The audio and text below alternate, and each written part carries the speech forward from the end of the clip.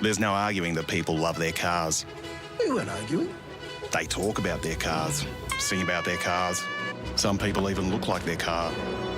Whether it's an old car, new old car, fast car, family car, electric car, race car, two-wheel car, no-wheel car, or a car you know's parked around here somewhere. People who love their cars love to tinker with them. Some people tinker big, some people tinker small, some people tinker some degree between those two variables. Whose voice is that? And that's where Supercheap Auto comes in. We've been helping people tinker for 50 years. For people like Bill, Lucy, Kevin, other Kevin. Oi, get off my car! Didn't catch this guy's name. It's Kevin. Not Patrick. He doesn't shop with us. Whoever you are, whatever you drive, we'll help you make it super. Because super is our middle name. Well, technically it's our first. Welcome, ladies and gentlemen, to round 5 of the Supercheap Auto East Coast V8 series tonight, coming from the one and only circuit at Watkins Glen in upstate New York. I'm John Van Ree. With me is Mark Duggan. We're having a couple of Discord technical glitches, so hopefully Mark's with me. How are you, Mark? Yeah, I'm great, John. A few technical gremlins for sound here on my end anyway. I'm not sure how it is in broadcast line, but yeah, I'm good to be. It's a great track for V8. Really produced some good racing. Very, very tricky track. Easy to catch yourself out on many corners here. So yeah, looking forward to this.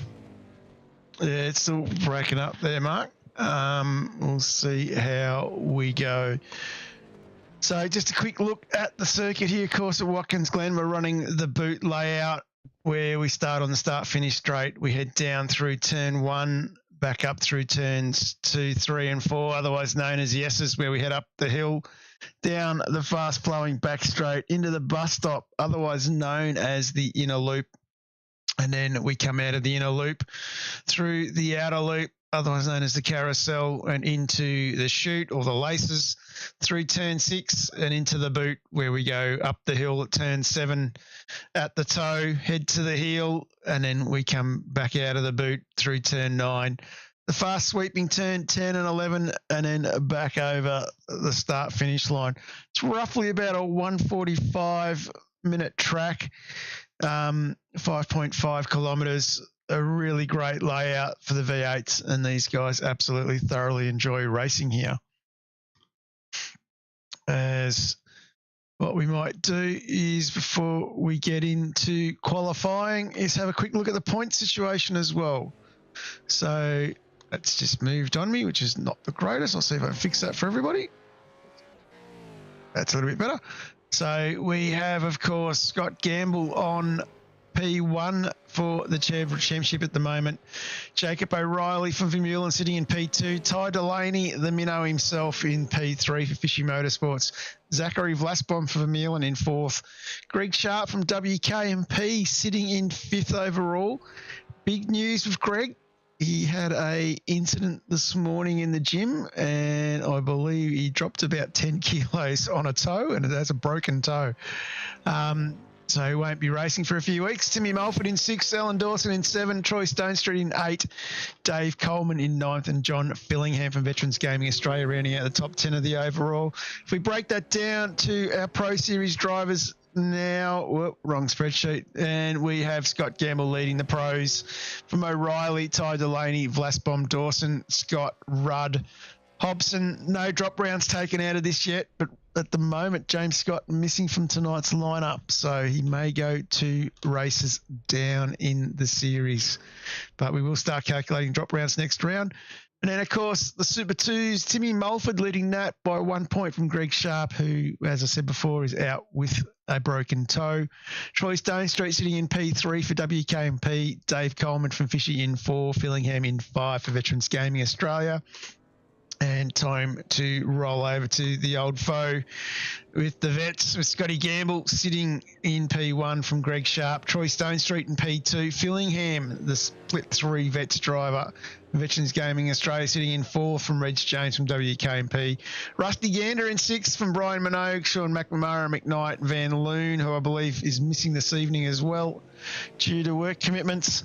And then we have Chris Blanchard, Chris Pellett, Logan Barnett, and Pete Pavlich.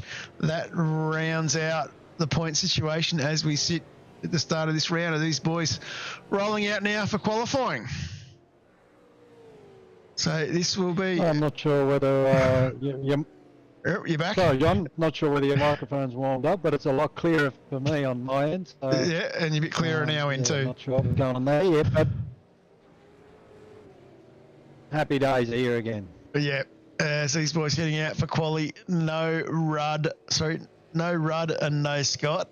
But we do have another surprise for everybody from the Lob Esports stable, and that is the famous New Zealander himself, former Formula 2 racer in Europe, Richie Stanaway, running the Penrite livery. So keep an eye on Richie. He can be a very quick driver and very, very clever racecraft. And we also have a couple of other new names with Aidan Cale coming into the series as well this evening. So keep an eye on Aidan. Interesting to see how he tackles this lineup. And Rick Hyde as well is another one of the new names on the list. Rick, quite well known previously with Apex Racing, now with 801 Sim Racing, and another one of the staunch vet drivers who has come along to the East Coast Series. Yeah, Ricky's a big improver in the vet series, that's for sure. He's come from Split 3, made his way to all the way to Split 1, and he's quite competitive in Split 1. So Ricky is certainly a driver that's improved a lot in a very short period of time, and good to see him out here having a run with us at East Coast. Yeah, great to have Ricky on board, and we'll definitely keep an eye on that. So these boys are starting to roll around their first laps at the moment. Of course, here at East Coast, they get a 15-minute qualifying session, so not too much time to dilly-dally as we jump on board with 9.5 Sim Sports' Thomas Freeman. And he is looking like he's set up for quali. Is very stable, Mark. Yeah, Thomas is a very good peddler, we know that. Always competitive. Probably his biggest downfall usually is qualifying, because he certainly makes the most of his racing. He always has good strategy, and yeah, very solid racer. If he could nail some qualifying laps, I think he'd be ultra competitive in any series. He's very competitive as it is, but if he could just nail them qualifying laps, he'd cut his workload enormously. Yeah, definitely looking forward to seeing how he goes this evening. And this is going to be a really good evening for the championship, really. Like, only really leaving Scott Gamble, and I did see his name. So Scott Gamble's also out on track. He's probably about to set his time. Hyde goes quickest. First man over with a 1:47.02. Probably expect that to come down by about 2 seconds. Gamble with a 1:44.9. Mulford a little bit off the pace. Dawson a bit off the pace. Stone Street with a 1:45.7. 1:45 for Rattray. So Gamble with a 1:44 looking quite good here, Mark. Yeah, it's a solid lap from Scott Gamble. 1:44.973. Current track temperature is 33.3 degrees and partly cloudy. Wind is 22 kilometres an hour from the west. So these boys are probably going to see a slight increase in track temperature as quality goes on. But yeah, Scotty Gill will do a good job. Richie Stanaway, Zach Rattray Wild as well. I think it's his second race with us here tonight. He's currently in P3, so a solid job there from Zach. Yeah, Zach doing really well. Jacob O'Reilly back in P4 as well. Don't underestimate O'Reilly, one of the biggest improvers we've seen at East Coast. And also one of the drivers that won the golden ticket. And Jacob been rock solid in our series since he joined us, that's for sure. I don't expect anything different tonight, but of course we all know around this track, John, drafting is a key component of your race and qualifying. Yeah, it definitely is. And another new name I forgot to mention earlier as well is the famous Joe Mahoney from JTIT Race on Oz. Another driver well known in the circles of SRW and had some reasonable Scops results as well. So I'm looking forward to seeing how he handles the East Coast competition. Yeah, absolutely. Big welcome to Joe. Great to have him here. Currently sitting in P6, so clearly he certainly knows how to pedal a car, a V8 car around Watkins Glen, and yeah, looking good early on. Yeah, definitely looking very good. Stone Street ducks into the pit lane. So all these guys have pretty much rolled out their first set of times. All going back in, getting ready to go out again. Got to be quick about it. They can't muck around. If they're good at it, they'll get 3 runs around the circuit. As Gamble heads back out of pit lane. And he will be looking to try and improve on his 144.9. He's only 0.2 ahead of Stenaway at the moment. Rattray White sitting in third.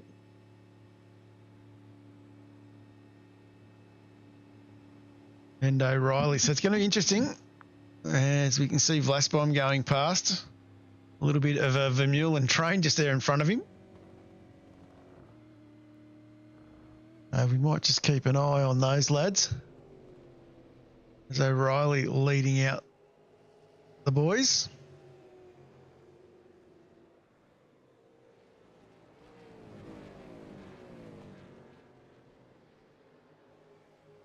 So O'Reilly. Sorry, John. Yeah, quite an easy track to pick up a 1X2, which will nullify your lap if you happen to get a tyre off on the grass, or you just miss the exit of a corner or an entry of a corner. It's very easy to pick up a 1X around here. So you got to tread carefully, but you got to stay committed. So of course Vlasbaum didn't set a time on that first outing, so definitely could be the case of getting that 1X. But sitting in a good spot here with Rattray White and O'Reilly in front. Fast boys from the team leading the way.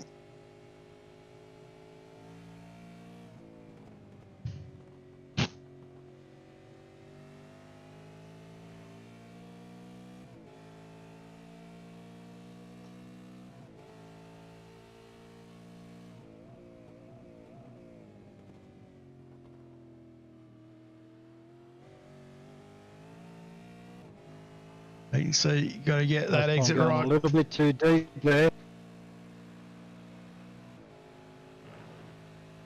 I think he might have just misjudged the toe there and missed his entry into turn 1. Definitely see how much that costs him off the back of those boys very quickly.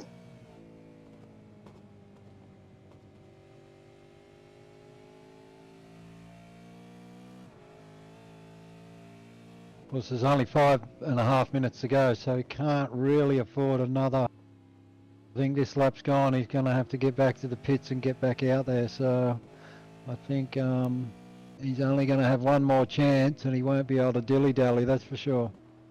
No, definitely going to have the work cut out for him here. But we'll see how he goes.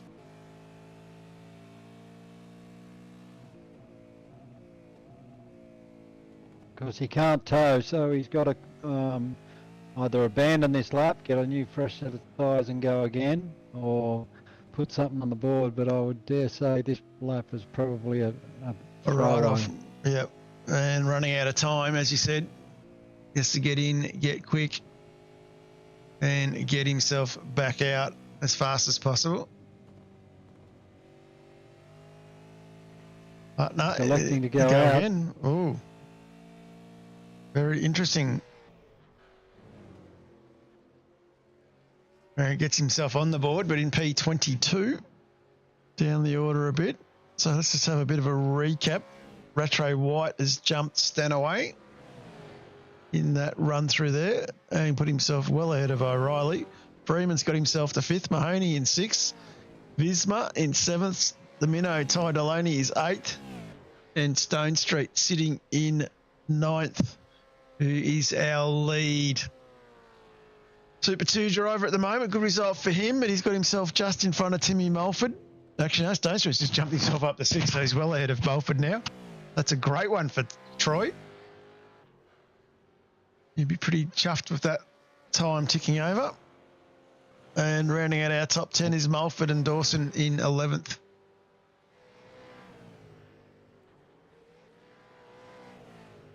So these boys will all be hurrying back in. From Troy. They'll all be hurrying back in now to try and get that last stroke of the dice.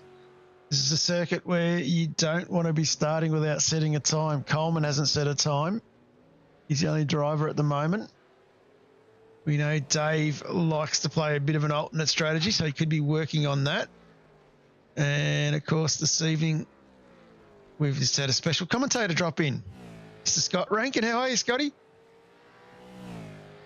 I was okay until I joined this Discord, and apparently my internet decided that was the appropriate time to stop working properly. Evening, boys. What a good week this is going to be, I think, for supercars. It is a golden week, really, with East Coast tonight, leading out the Pro Series tomorrow, and then Scops on the weekend. So you're a busy lad.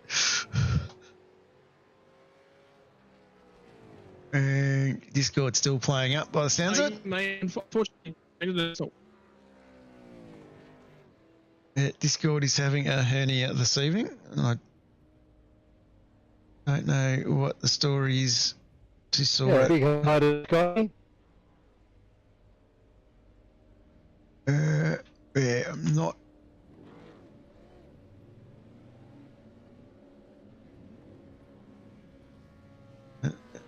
Intermittent issues, of course, with Discord, which is not helping everybody. I think everyone's having some issues, I believe. I know I haven't got a strong Discord connection, so I apologise for that. Sort of bouncing in and out with Mark.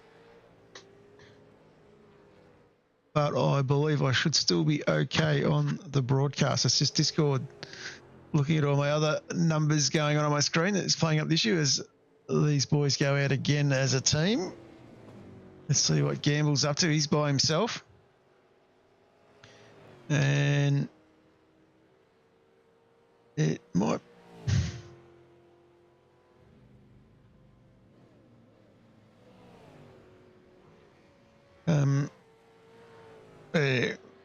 we might try something a little bit different, Mark. Scott's saying it's just this channel. What we might do is we might drop over to the Vet Split 3 channel and give that a try. So you want to go over to Vets, Mark, and go into race control, and I'll drag in. So Scotty, you should be able to get in there straight away.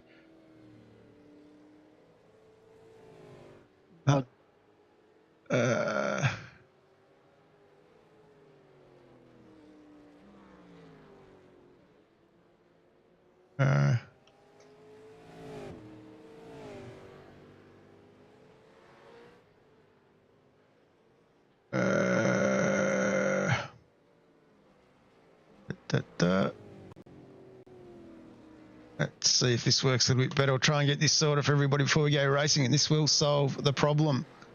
It will actually, yeah. So I don't know what that was, but I was just doing some tinkering. I'm on my alternate microphone tonight, boys, but yeah, did some tinkering. It looks like whatever it was, that specific Discord channel we're actually sitting in was having problems. No other channel, just that specific one.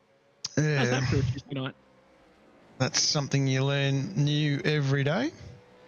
Yeah, well, I can hear you now. So, yeah. And how are you, Scotty Rankin?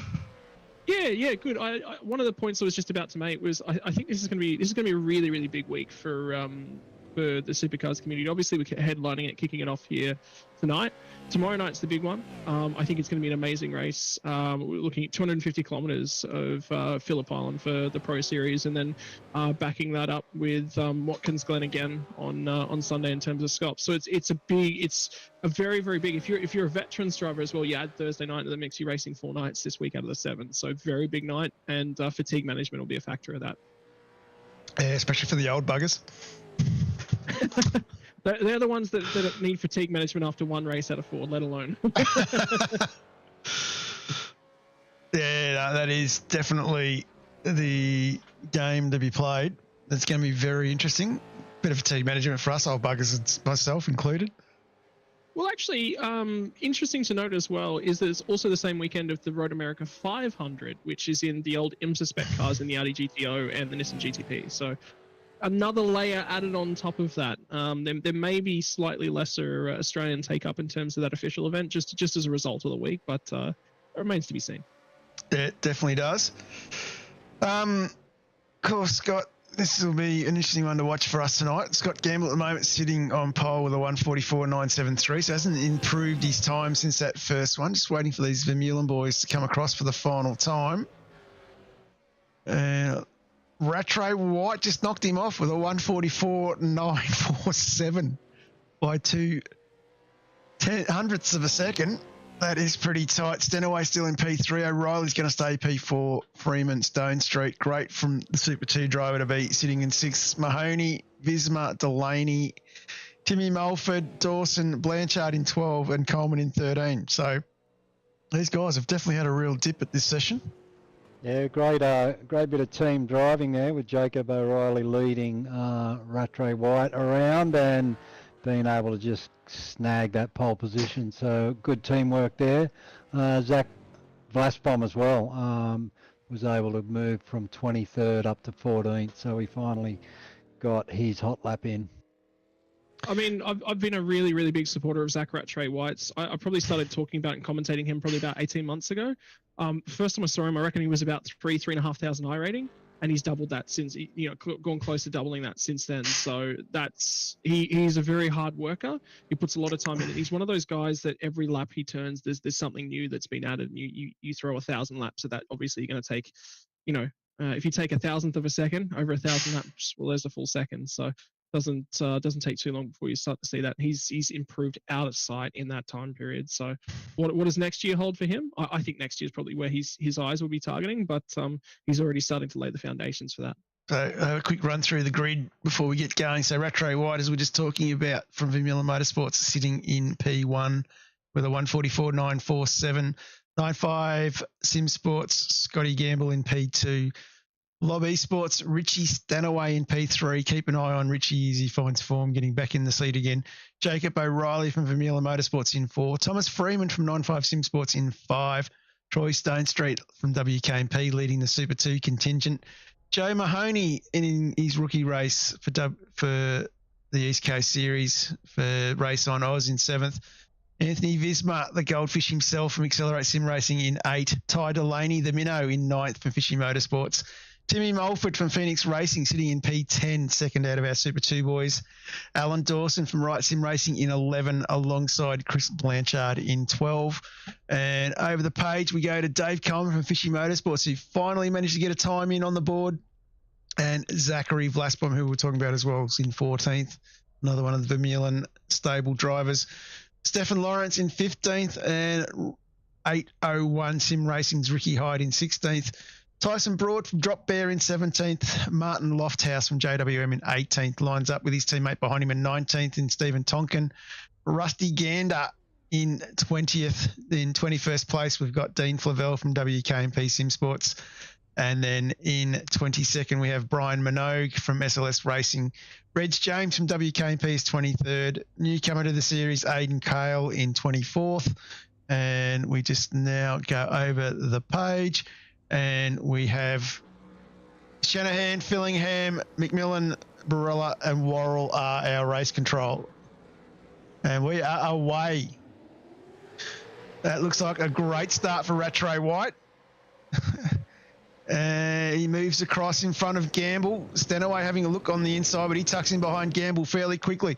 Few boys out wide early. Looks like that's unstable. The car for Gamble there has allowed Stenaway and O'Reilly through. As we come up through the wall for the first time, heading down onto the back straightaway. Heading to the bus stop as the field lines themselves up in through the bus stop for the first time. Rattray White, Stenaway, O'Reilly, Gamble. Bit of an incident there. Ty Delaney's going down a few spots. We'll come back and have a look at that in a minute. But Rattray White has gone, boys. Yeah, it was a great jump from Zach Rattray White. It looked like there could have been a little bit of nose-to-tail contact with Stanaway and Gamble, unsettled Gamble's car in turn 1. He's dropped a couple of spots, but Richie Stanaway's made his way up to P2. Yeah, one of the key factors in that, I think, if you have a look at things, Gamble was a little bit circumspect on his way down into turn number 1, and that's just Richie's just not expecting him to be that sort of under driving turn 1. He was looking to try and slot in behind Rattray White, didn't get that opportunity, and then Richie's trying to pick up the throttle. Richie's got a race to run, at the end of the day, and so Scott was being too cautious was what caused that.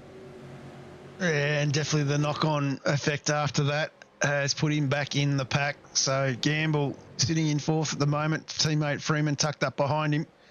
Rattray White has gone. A few other reasonable movers. Dave Coleman's banged up 3 spots, and I've just lost him somewhere. Hope I haven't lost him or lost myself. No, I'm still here. Not sure what's happened to that one, but anyway. Tyson Broad's up 6 spots into 11th from Drop Bear. He's done relatively good in that first lap.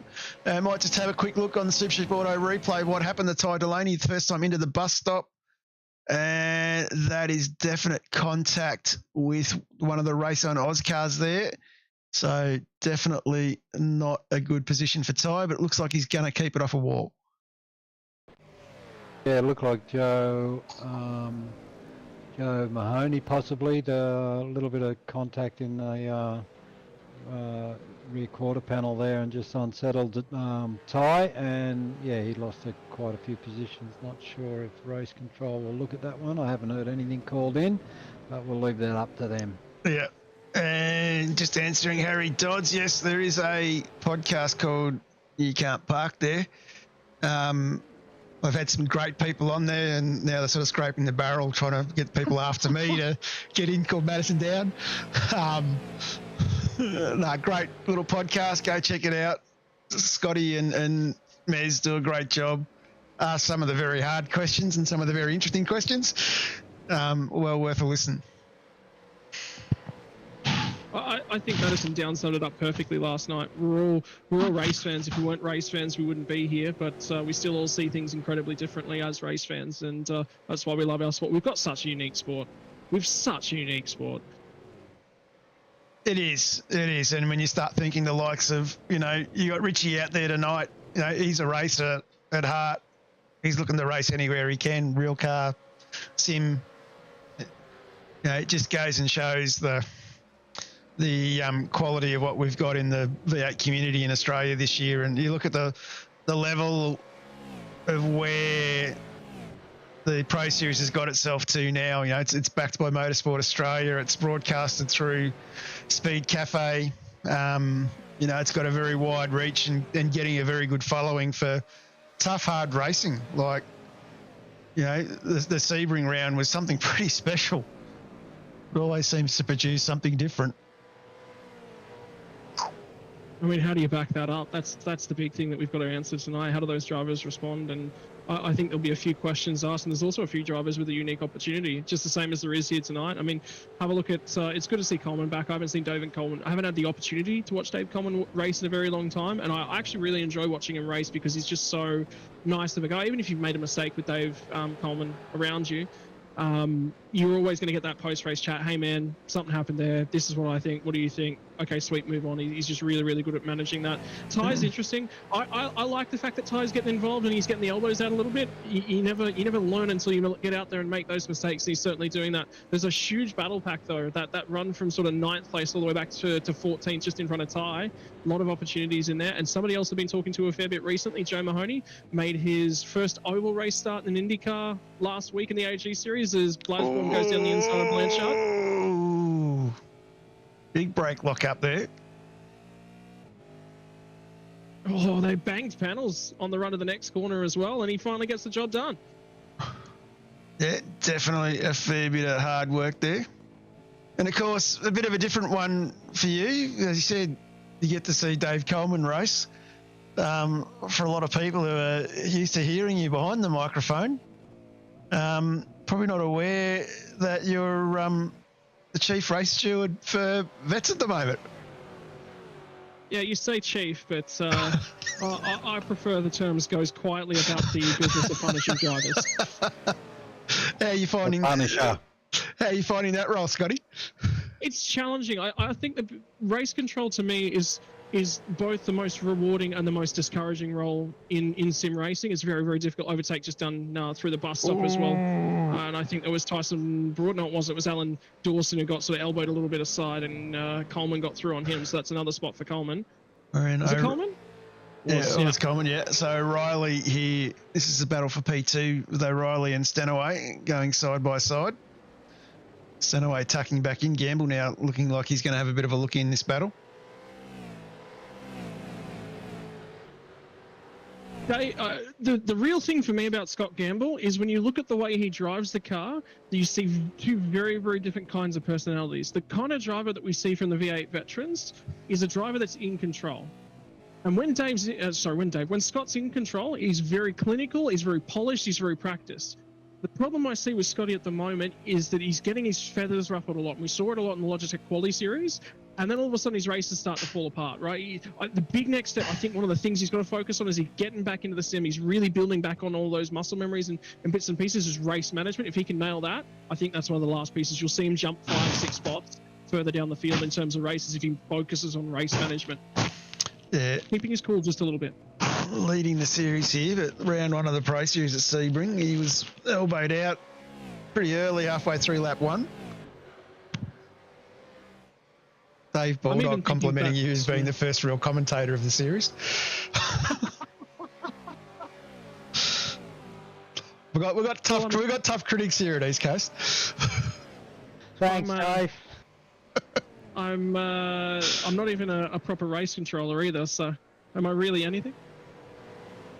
That's all right. Just take his number, penalise him on Thursday night. Blue 37 is all you got to remember. Mate, can I swap splits? I'm in charge of for you just to get Jason. I know somebody. So let's go back, have a look at Timmy Mulford. He's in a good little battle here. He's got Brian Minogue tucked up behind. So Brian from SLS Racing, he's battling away here. There's a good little battle pack. So they're all fairly bunched up still. When we look at them on the track map, they're all still fairly close together in the booth. They haven't really spread out as a group yet. As we see Mulford looking to make the move on Flavel. Flavel hangs on to that position.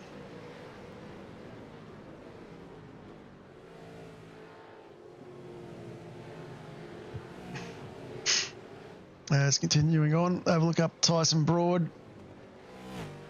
He is under a lot of pressure from Vlasbom. Actually, yeah, getting back, I was just about to make a point about Joe Mahoney. Got the opportunity, I was chatting to him because he wanted some oval tips and bits and pieces, so I was helping him out with some Nick car driving on ovals. So he did learn a fair bit there, and he's been doing a lot of driving lately, and he is taking steps and leaps and bounds forward. And if you have a look at the competition he's around, in theory, you'd say based upon iRating alone, Joe Mahoney shouldn't be in this bunch, but he is. Have a look at the Vlaj, it is Vlajbom. He's going to get to the inside of Tyson Broad again. And get the job done. Gets it done well. Nice move there by Vlasbom. Moves him up another spot. He's going to jump back up with this lead group. Or the group that's from P2. Rattray White's got himself out to nearly a second now. But Gamble's still looking like he's pushing now to try and get that move done on O'Reilly. Well, if anything, Richie nearly seems a little bit of a cork in the bottle, kind of. But then O'Reilly seems vulnerable to Gamble. So you'd be really asking questions. If Gamble hadn't lost those spots on the opening lap, what would he be doing at the moment to the rear bumper of Zach Rattray White? And the secondary question is, Rattray White holding back a fraction just to stay in touch with these guys? Now, I don't think he is, because he's got an opportunity to push clear and disappear down the road. But, Stanaway is Stenaway's boxing in Jacob O'Reilly a little bit, and that might be partially intentional. He might be trying to back him up into Scott Gamble. That'll defend him a little bit. One of the words that the guys from the States, if you're watching any of the NASCAR over the weekend, particularly from Martinsville, they were saying, in the Xfinity race was you can't attack and defend at the same time. And it's a little bit of what Richie Stenaway is doing here. Yeah, what we're seeing is Rattray White. He opens up the few car lengths in the second 2/3 of the lap, but going up the hill here under this toe, they make all that ground back up. So you just can't quite break that toe at the moment. It's really interesting. That's actually a really, really good point. And then Richie Stenaway, if you have a look, O'Reilly was all over him coming out of the last corner. They got to the bus stop right there. All of a sudden, Stenaway, with just that little bit of fresher air, particularly up through the S's, was just able to hold a lot more speed through that section of the track. And now, have a look at where O'Reilly's positioned in the car, particularly down into the boot right there, was looking for a nose worth of clear air underneath Stenaway, so he got just that little bit more downforce. Oh, he might be vulnerable. Actually, Gamble will get a run on him here. I think the key for Gamble now, and I think you'll see this from Thomas Freeman as well, is fuel saving. While they're not able to make too many inroads due to the toe factor, I think your big thing now is fuel save, and try and make that move in the pit lane. Of course, 2 compulsory pit stops this evening. Unlimited tyre sets. So definitely plenty for these guys to work with. Rattray White's just been able to stretch his legs a little bit on this lap. Gaps out to 1.4 seconds at the moment. Yeah, that'll just about enough to break any form of that toe. And see how much that comes down when he goes up the hill this time round.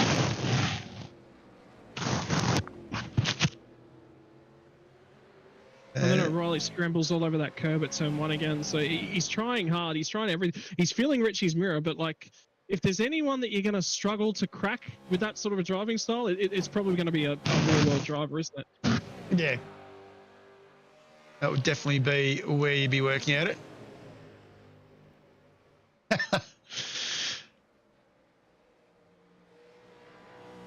Then again, I don't drive the supercars, boys, so that makes you guys a little bit more experts than me. I'm just a split 3 warrior. Expert of a different kind. Yep. Anyway, Gamble and sorry, Mark, you go. Yeah, I think you're absolutely right, Scott. I think, with Richie's real-world race achievements, he is going to be one of the tough nuts to crack in the sim. So, in saying that, the other boys probably do more sim racing than Richie. So, it's horses for courses, I guess. But definitely has some big names in there coaching him, though. Does Richie, James, Jared and co. Well, he opened the door. He got a little bit squirrely as they come through the heel. Yep. And Jacob pounced. Didn't take much of an opportunity. No, it didn't take much. Yeah, he didn't need a second invite there, and Jacob did really well to shove his nose up into that gap and, executed that pass very, very nicely. Gamble now trying to apply the pressure.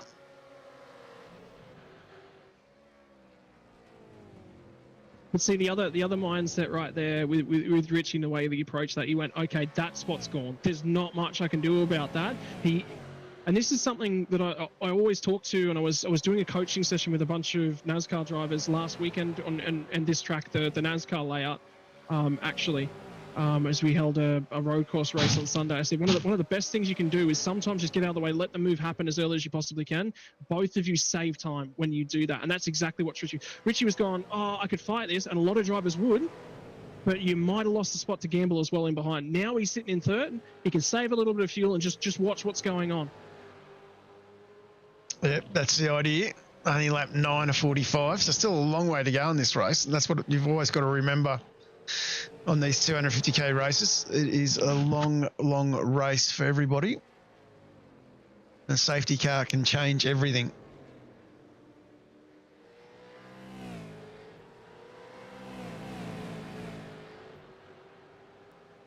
I might just go down the back a little bit have a quick look at a few other little battles. Aidan Cole's just got past Dean Flavell. So another one of the Race on Oz cars.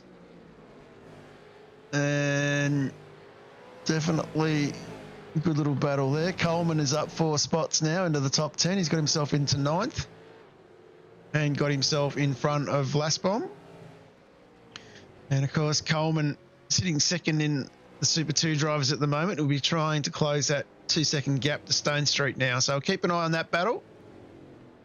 See if The other battle that's closed up is Joe Mahoney's been able to make his way all the way up to the back of Anthony Visma, and he's dragged Troy Stone Street with him. So Anthony Visma going to be under all sorts of pressure very soon.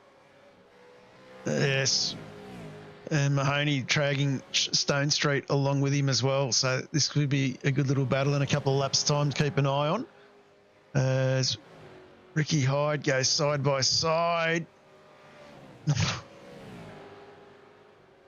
Not the greatest part of the track to try and play that game, but nicely tucks back in behind. As you get the run coming down the straightaway this time. And Hyde goes through on Dawson to move himself up to 13th. And just going to keep back an eye again on this Richie Stanaway battle. And Richie nicely tucked up, still behind O'Reilly. O'Reilly hasn't cleared out like we thought he might have.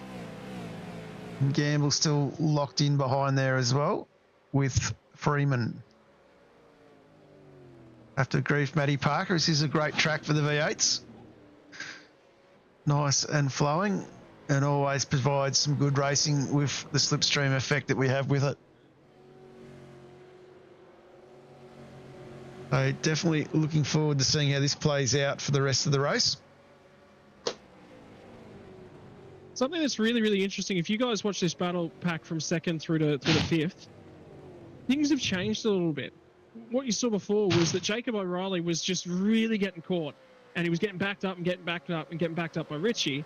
But now that he's gotten out ahead, it's almost working as if that's made Richie's car recover a little bit, and now Gamble's struggling.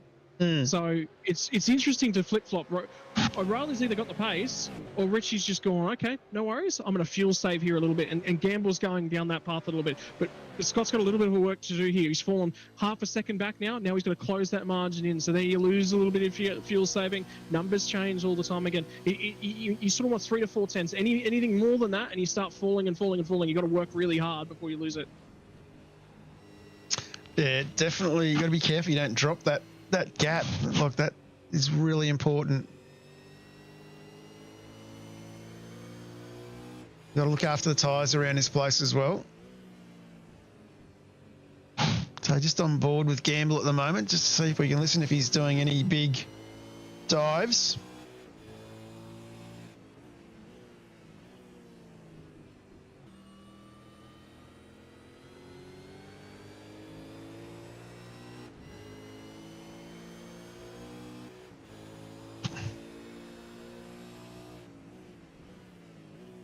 Of course, if they're playing the split fuel strategy around this place, lap 15 would be the lap you'd be looking at coming in. Yeah, quite a significant undercut on this track too on fresh tyres. So we may see someone come in 13 or 14, try and pick up an undercut on their competitors. Definitely. No, yes, Scotty. Now that I've actually jumped on board, because I was actually really curious to see what Scott's actually doing at this point in time as well. One of the big key factors that I'm actually watching about the way that 9.5 car is driving, and I'll probably watch a few laps here from Freo as Stanaway in a big lock up.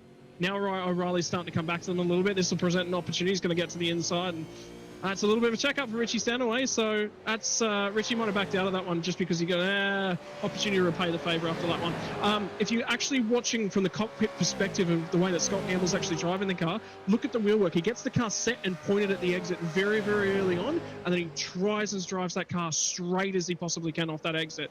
Right? There's very little twitch angle in the middle of the corner. So he likes a car that rotates and sets early, and that combination is what you want for this track. You want a car that rotates and sets itself early. If you also have a little bit of look at the lines he's running, about the only place I don't see him doing that's the toe. He's turned in very early at the toe a couple of times. So as we come off turn 6 down here, watch his line now as he gets down to turn number 7. The last couple of times he's been in here, particularly whilst he was close to the car's ahead, very narrow approach, does it again. Whereas if you watch, O'Reilly's getting a lot of time on the exit, but he might be vulnerable on the entry. This is about the one corner where he doesn't sort of drive it straight off the exit. Everywhere else, he points the car very early and straight lines it.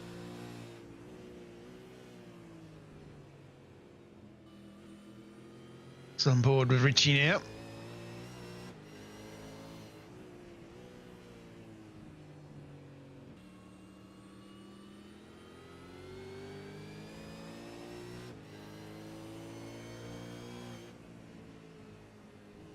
Rattray White's lead's now just opened up to just over 2 seconds, so he's just inching away a little bit at a time here.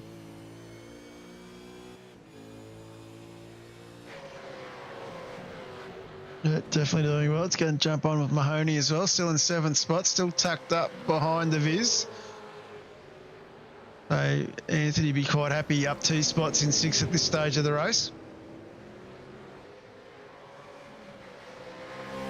So just had a look around a few other cars. Scott Gamble's actually using a little bit less wheel than most of the other guys. So he's going to protect his front tyres quite a lot, and he's probably not chasing the car too deep into the corner. Whereas if you the direct comparison is the 295 cars, because you've got Freeman 2 spots behind him running similar lap times. Freeman's using a lot more wheel on the entry to the corner, so he's chasing. He hasn't quite got the grip that he wants at the front end of that car.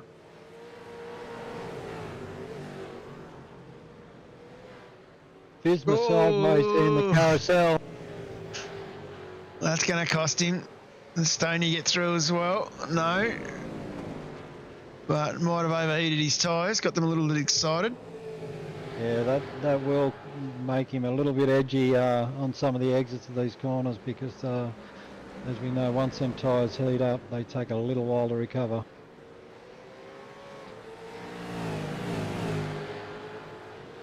Yeah, definitely keep a bit of a close eye on that one. I might just stay with this battle for another couple of seconds.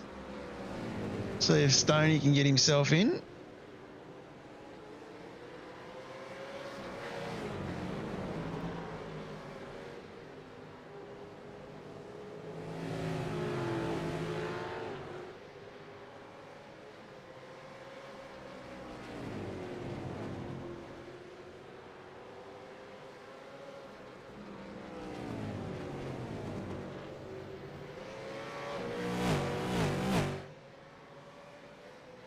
Mahoney definitely clearing out from these guys.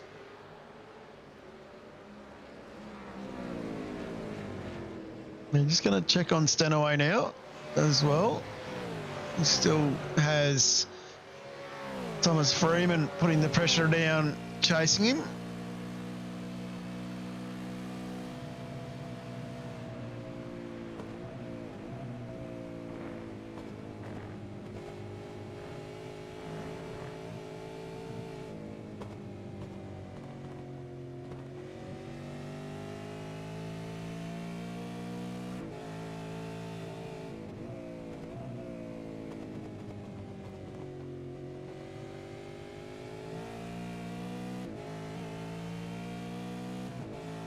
So just looking at gaps, boys, an interesting number to just sort of think about and stick in the back of your mind is fastest lap of the race, Richie Stanaway. But I reckon he's also got some of the highest fall off in that front group as well. Last lap time by, 0.3 of a second slower than Scott Gamble. Gamble was the fastest car on track. He's got the toe though, so something to keep in the back of your mind. Probably the next best not in this front group was Joe Mahoney. So Mahoney's is starting to make that pace and come back to these guys. Really interesting to see how long Mahoney goes right here, because if Visma will go with him, well, I mean, I wouldn't pull the undercut in that group. I'd be willing to play the overcut from that group, because you're not going to gain anything, right? Coleman's the guy who probably should pull the trigger on the undercut, because he's got a lot to gain. And still nicely tucked up behind Vlasbom as well, so probably got a bit of fuel saving going on as well, Wild Coleman. Never underestimate the fueling capabilities of these fishy guys. You can tell they pay for their own fuel, can't they? Yeah, Dave seems to be one of them drivers that rarely takes the undercut opportunity. Always loves to go long. Yeah. He is, from what I've seen of him, and again, that's probably a good 18, 20 months ago. The last time I was actually watching DC race, but he's the guy with the most to gain out of tonight. So Yeah, if there's an agree. opportunity, tonight would be the best place to go for it. Big cover on the inside. Plus one working hard to keep him behind here.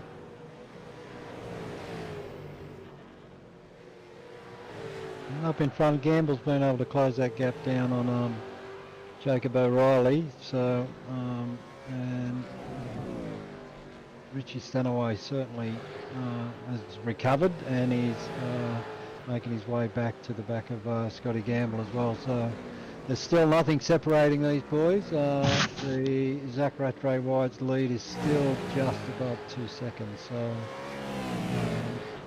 thought Jacob might have backed these boys up a little bit and allowed Zach Rattray White to sneak away, but Jacob's doing his own race and he's got his hands full at the moment.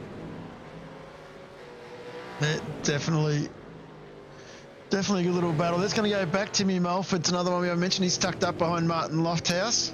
So these guys having a great little battle here still as well. And Tyson Broad there, I think in the background with an incident. There he is. Let's happen I to think he might have just Tyson. called it for a tire. It looks like Actually, he has. that might have been what that was. Yeah, he's coming out of the boot, a little bit wide, plenty of walls there. And he's gone on the roof. Back on his wheels, but it is dead, I think. Yeah, there's no engine. So quite a few boys, Dawson, Mulford, Blanchard, Minogue have all dived into the pits. Just waiting to see if we can get some word from... No. I don't think we've got one going out yet. Definitely think if he can't move that car, they're probably going to have to call the safety car. Well, I'll be expecting one to come out. McMillan's still sitting in the pit lane, no. And Broad, of course, is still parked there. So you'd think you'd be going for a safety car there. Very Trying to tight. approach. Safety car boards and flags. There we Safety car go. boards and flags. There we go. Richie Varela, race control, has called the safety car. So watch them all dive into the pits now. There goes the undercut theory. Yep. And perfect timing for those that ducked in early as well. They can get out. They'd be assuming everybody be piling in here. It's about the ideal time for that first stop.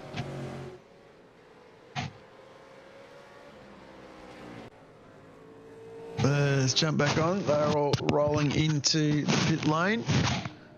White, O'Reilly, pretty much everybody. Big loser out of this, by the way, Stefan Lawrence is just keeping half an eye on him. He pitted on lap 11, into lap 10, exited on lap 11. So he's got 5 laps on those tyres. I mean, the other side of the coin is I'm reasonably certain you can't go 30 laps to the end from here on the fuel stint. So, you know, he's sort of locked in from that perspective. A second compulsory pit stop here. Well, if you get another safety car, you just stay out, wouldn't you? Yeah, you would. Unless it was around lap 30 odd. And you do your second CPS. There's something with Blanchard. Not sure what's happened there. I might just quickly go replay and come back to that. And I'm back. Looks like Blanchard's run out of fuel. No. So what's happened was he went past the safety car and wasn't given permission to. That's what it'll be. We'll let them sort that out. Interesting. Richie Stanaway has taken 10 seconds more fuel than Zach Rattray White did in that stop. So that's a big difference. Yeah, well, being the safety car, you'd have to try and set yourself up so you only had about 20 litres of fuel to put in for that last stop.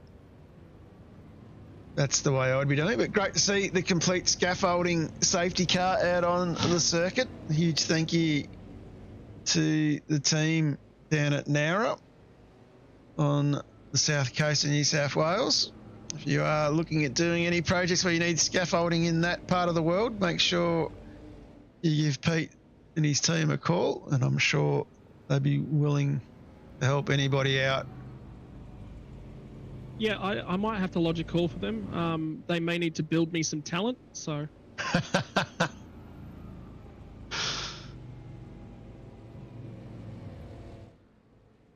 You just got to get on your front foot more, Scott. Oh, I wasn't talking about cricket, mate.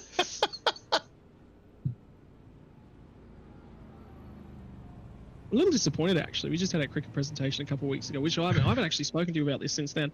Because I played 2 grades worth of cricket, I basically split my season in half and played one half in one grade, one half in the other grade. I was not eligible for any trophies. That's a bit rough. I finished the season 1 run shy of the top run scores in the club for the season, so I was very annoyed. I did notice, I think you were sitting pretty high up in the batting for the league as well. You were just outside the top 10, so that's pretty impressive. It's considering you didn't play a full season in first grade.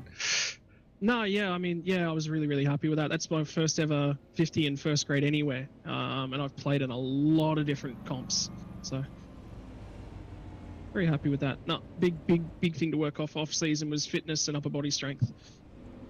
All right, so let's stop. We're going to stop talking about cricket for a minute. Get back to motorsport. I was waiting for that. Yeah. So have you guys seen the Supercross results? So Zach Rattray White was stationary for 18.3 seconds. Jacob O'Reilly 19.5, 21.1 for Scotty Gamble, 20.3 for Thomas Freeman, Richie Stanaway 28.4, Zach Blasbaum 18.7, Stone Street 24.8, Mulford 11.3, he's the shortest one by the look of it, Dave Coleman 26.9 and Joe Mahoney 31.6. That's your top 10. For Sean McNamara asking out in the chat there. And Macca in the chat was asking about those. Yep, that's what we've got. So plenty more fuel in. Interesting one there as well. Ty Delaney was 28 seconds, a little bit further back. Ricky Hyde 36 seconds. And Anthony Visma was 33 seconds. And Mahoney 31. So a few boys gone the big fill. Which is probably what I would have done. That would have been my strategy of choice. Well, it's one of those interesting comment points as well, because I mean this is something you guys deal with in vets more so than any other league in Australia. With the fixed setup, fuel is very sensitive to the balance of the car, and you don't have the opportunity to play with bars to sort of balance that back out. So one of the big things I was probably thinking, probably in this next stint, see Richie's probably not capable of running with that lead group as easily, so he'll have to push a little bit harder. He might fall off the bandwagon completely in the middle and back half of that stint. Interesting to watch, but you know you are going to save that bit of time. I think it's all about John. Thank you, Mr. Bulldog. It is, going to be an interesting way to go about the fuel strategy moving forward from here. So I probably expect them to, safety car probably may head off this lap, hopefully, and we'll get ourselves back racing again. So Matty McMillan driving the safety car for us tonight. Something I just noticed, Thomas Freeman's, you know how you've got the engine light on the rear end of the car? If you actually have a look out of Richie Stanaway's cockpit and just watch this for the next half a lap, you'll see that yellow light flash once. It's actually flashing right now. So Freeman's shutting the engine off completely. Which is allowed. You're allowed to do that. Nothing says you can't. No, but there's not a lot of people who are doing that, so... Everyone else has just got engines on the clutch. Freeman's the only person I can actually see with the engine shut off completely. And safety car still at the front of the train.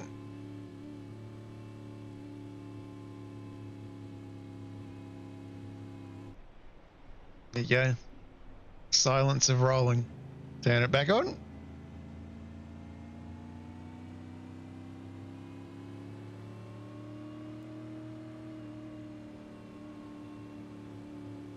Safety car's driven away.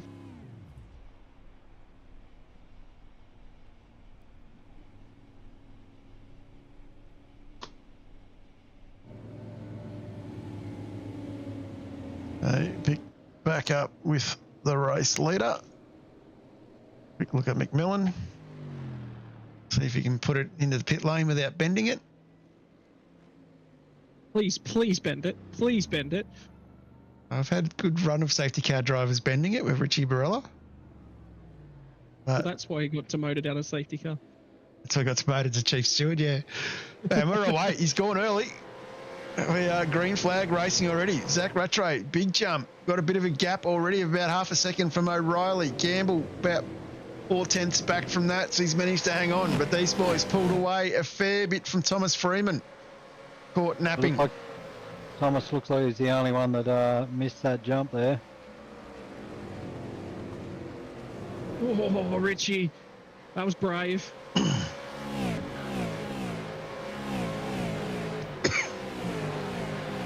Flashbomb's actually gone quite well with them, and then something's happened in behind. So I reckon, has Coleman got a move done on Stone Street there? Oh, I think that might have been what happened behind. We can see Stoney tucked up. And Tony under pressure from Mahoney now. But Mahoney's going to get it done going through the bus stop.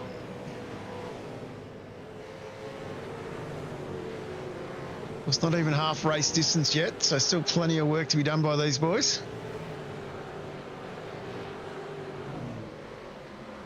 I wonder how they're all doing in the cockpit, because I'm sweating and I haven't done a lick of work yet. So too wide again. Visma having a look on Stone Street this time. Let's go through the toe of the boot. Too wide. And it looks like the Viz has got the job done.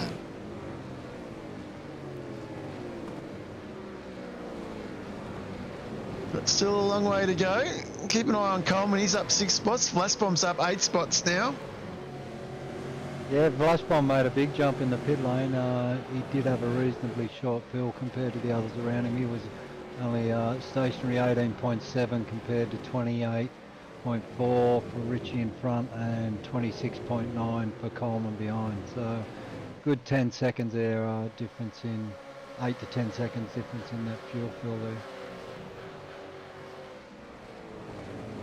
I think that's actually represented out in terms of lap time, because his opening lap when we went back to green flag racing was actually really, really quick. Made a ton of ground towards the leaders. And he's sort of running line of stern with it at the moment. You can definitely see, have a look at the lap time for Richie Stanaway that last time by, 46.399, 45.8 from Freeman, 46.0 for Rattray White, and the other guys are all on the 45. So he's 4 to 5 tenths of a second off everyone else, and that'd be all fuel related. Yeah, as long as he can stay in that draft, I think he'll be fine. He's just got to hang on to that draft for dear life, and he'll be looking good for the next stop.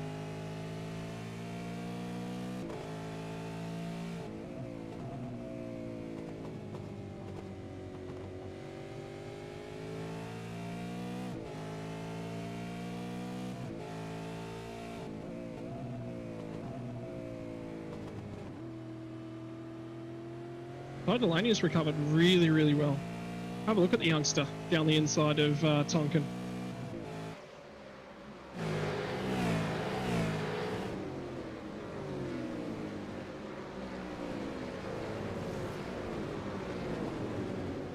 Yeah, Ty's certainly big improver. He's, he's got plenty of talent, and he's really starting to find his feet in amongst the big boys. He's a very young lad himself, but yeah, each week he just improves and improves and improves. So as I say that, I give him a bit of a commentator's curse.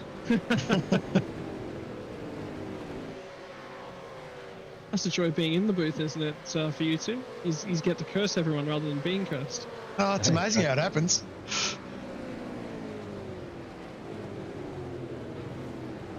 I think just about most people have learned their lesson. Don't become friends with me. I'll talk about you too often.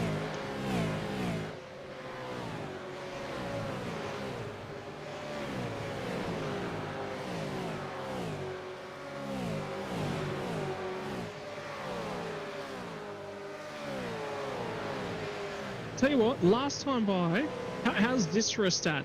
Zach Rattray White, 146.076. Jacob O'Reilly, 146.148. So only 0.7 of a second between those two guys. Scott Gamble, 146.076. Identical lap time to Rattray White. And of course, Freeman going fastest of all in that last lap as well. So definitely starting to heat up a little bit.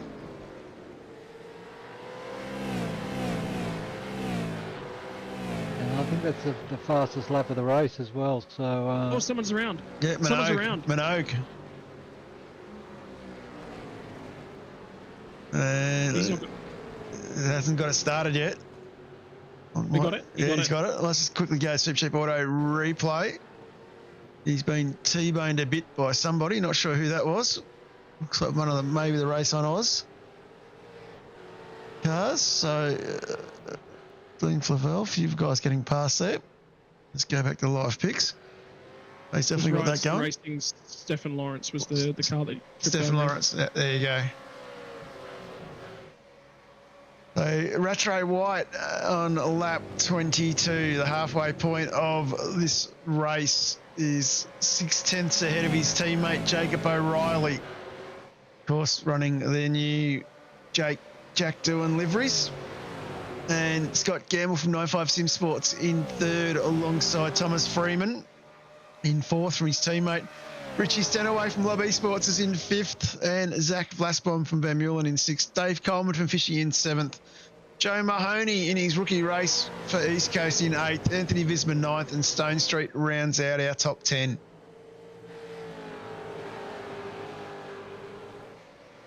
And might just jump a bit further back. And something going on here with Martin Lofthouse. Looks like he might have had a slowdown. That's cost him a couple of positions. And his teammate Steve Tonkin now is up 7 spots. And Tonks is our biggest mover, up 7. And Zachary Vlasbom is up 8. So a few guys on the move now after that first pit stop.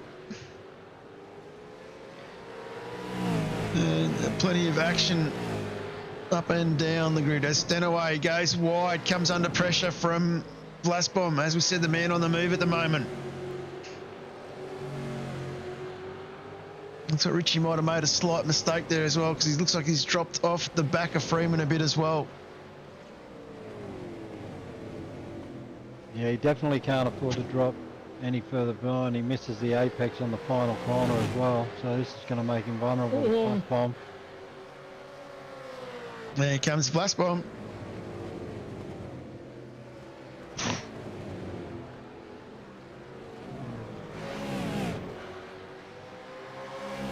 This isn't actually a bad thing for Richie, because you can tell Flashbomb's got pace at the moment. So it's a couple little bits and pieces here. Flashbomb, remember, has got about 9 seconds less fuel in his tank at the moment. And Richie's actually pushing him along. This isn't an opportunity trying to take this spot back, I don't think. I think he's actually trying to bump draft him. And tucks back in behind.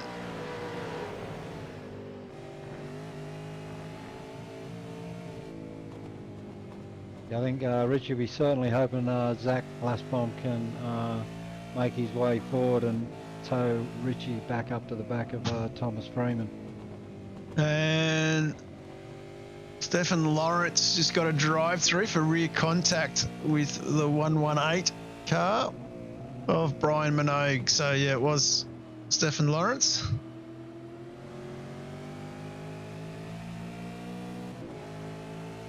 There's Stenaway working very hard here on the back of Vlasbom.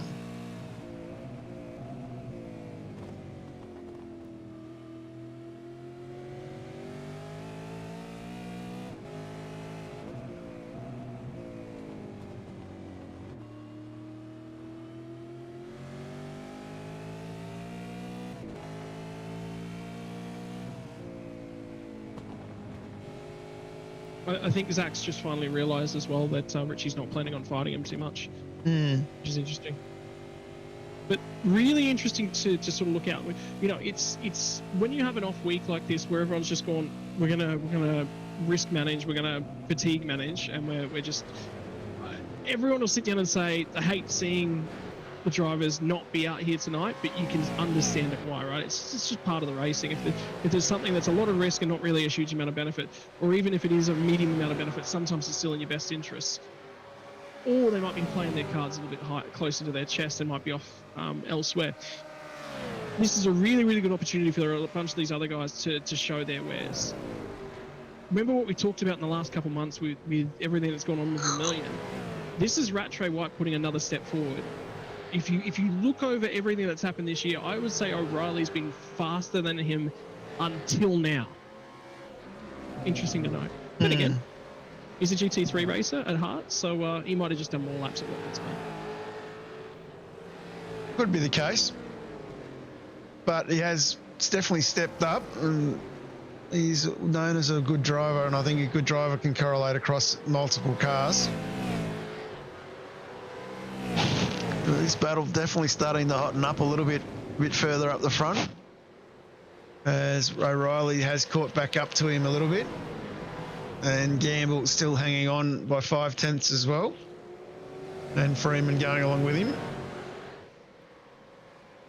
So this is sort of shaping up for that really good battle. I've still got the pit times on the board there, so we can sort of see there's 2 seconds difference between Gamble and Rattray White. Less than 2 seconds on track, so that could correlate when we come into this second pit stop. Around about lap 30-ish, it could correlate into Gamble getting a bit of a jump on a few of these boys. So just keep an eye on that from our championship leader. Keep an eye on Joe Mahoney. He's on the move again. This time trying to go up the inside of DC. A little bit of a slap there. DC goes wide. Then a bit of a touch again. Bismarck in there with a little bit of a touch.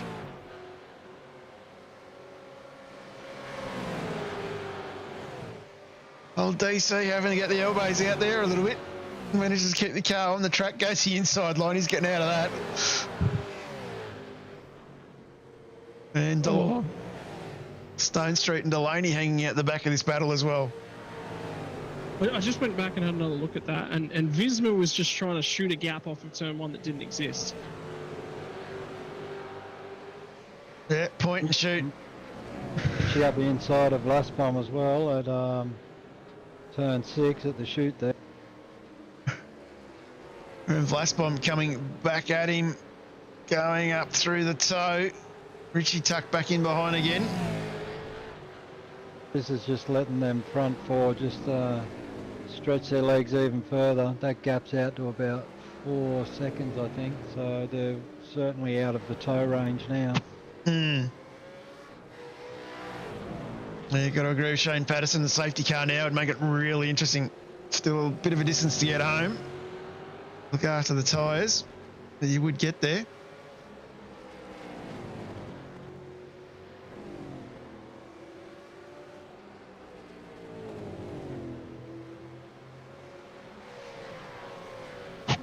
And anything can happen from here at the moment. You know, another long run. I mean, like you said, it's hard on the tyres around here. Lots of long loaded corners and lots of wiggle in that rear end as well, depending on how you got the car set. I really like Watkins Glen for me and Phillip Island are 2 tracks that are incredibly similar.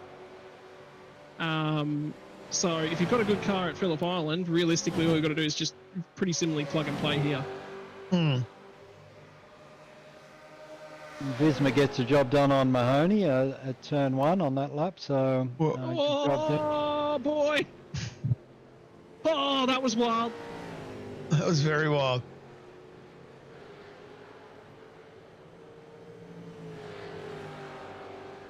Yeah, Mahoney leading this group here. Stone Street nicely tucked up the back of these guys now with Delaney.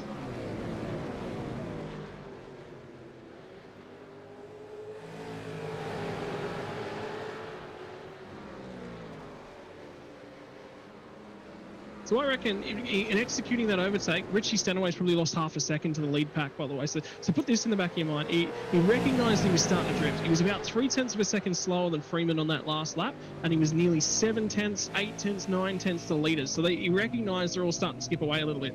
Lasbom was not getting the job done for him. He had to do something about it. He had to do it very, very quickly. Could not afford to wait. So that's why he got the elbows out a little bit earlier than he would have liked. And then you got this battle pack. And if the safety car is going to be triggered, it'll be from right here. Yeah, that's what I was thinking. As young Ty gets past Stone Street there as well to join this battle. This group of 5 cars definitely going to be very interesting to see how this plays out.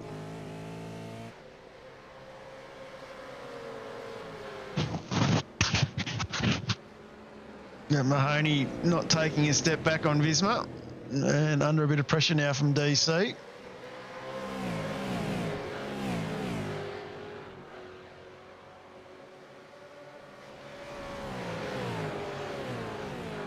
Great to see Dave driving really well this evening.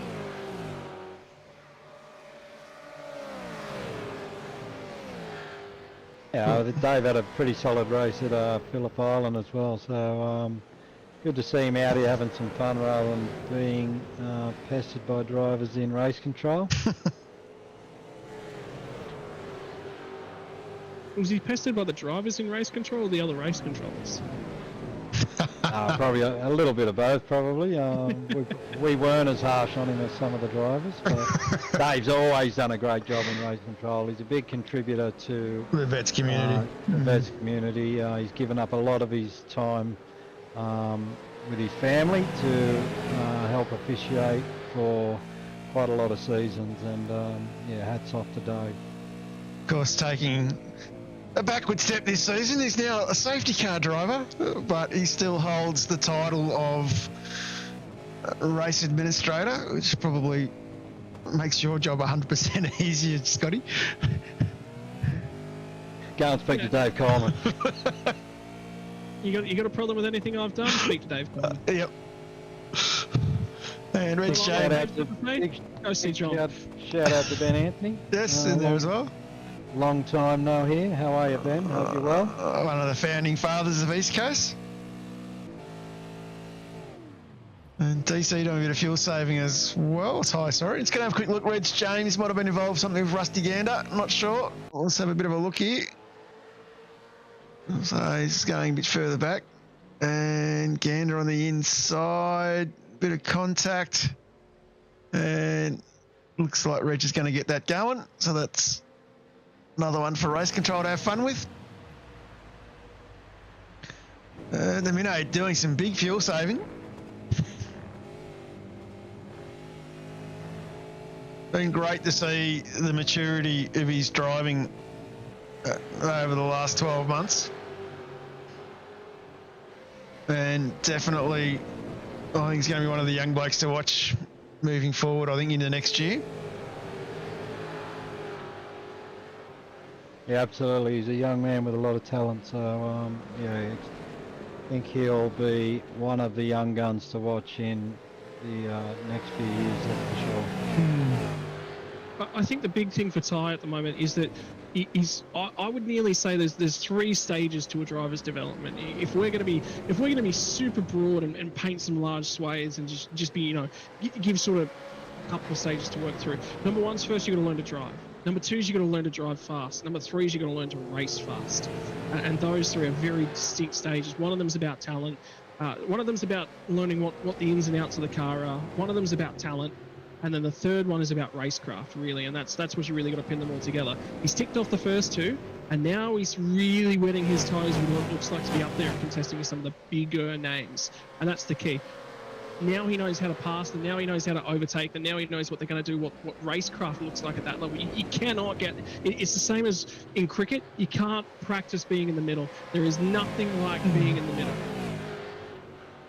It's something that I have to agree with Scott. You got to, racing is racing, practice is practice. And like I said, you can't buy time in the middle. And this is what young Ty's been doing. You can if you pay for 11 of the players to be out there, but I don't know if you've got that sort of bang.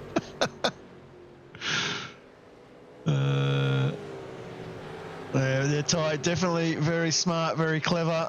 Like, listens a lot to Blake. And he's, someone to watch out. Let's go and jump back on with Gamble. Tom Freeman has closed that gap up behind it, and Gamble has closed up a little bit more to O'Reilly. So these guys starting to get ready to duke it out in that final pit stop. Like we said, Gamble 2 seconds longer than the 3 cars in front, so he'd be trying to keep that gap relatively in check, hoping he can get the jump in this final stop when he chooses to do it. I think, and the boys in front would be, they would certainly know if they've got spotters for them that what Gamble's fuel situation is, and they would be wanting to fuel save to try and mitigate that as much as possible. Well, DC's going to be the first in. DC's just come to the lane. Go on the undercut. What did we say, boys? Don't underestimate DC. Lap 30, we've got 15 to go. That's right on cue for even split strategy. So, yeah, Dave, he had a pretty long first stop, so he shouldn't be stationary too long. I think the key that's sort of unlocked this one is Dave was quicker than the cars around him with more fuel on board. So he always knew that when he pit here, he was going to get some track position. But the other thing is, if he can run real quick for 2 or 3 laps right here, he's not just going to clear the group that he was in. He might be on the back end of Stanaway Flashbomb. Well, that'll be a nice jump up. So Dave, stationary 9.9 seconds. That's basically tyres only. Yep, that's what we were suspecting that he'd be doing. Let's bring up the pit time. The other factor that will factor into that one, boys, to consider as well, is if Dave's done a ton of fuel saving already and he took a long stop, if he sits in that pack any longer, any fuel he saves would bring him underneath that threshold. So there's no reason to keep saving fuel, and he needs to clear that pack, which he's not going to do. Yep. The incident we looked at earlier has been noted by race control.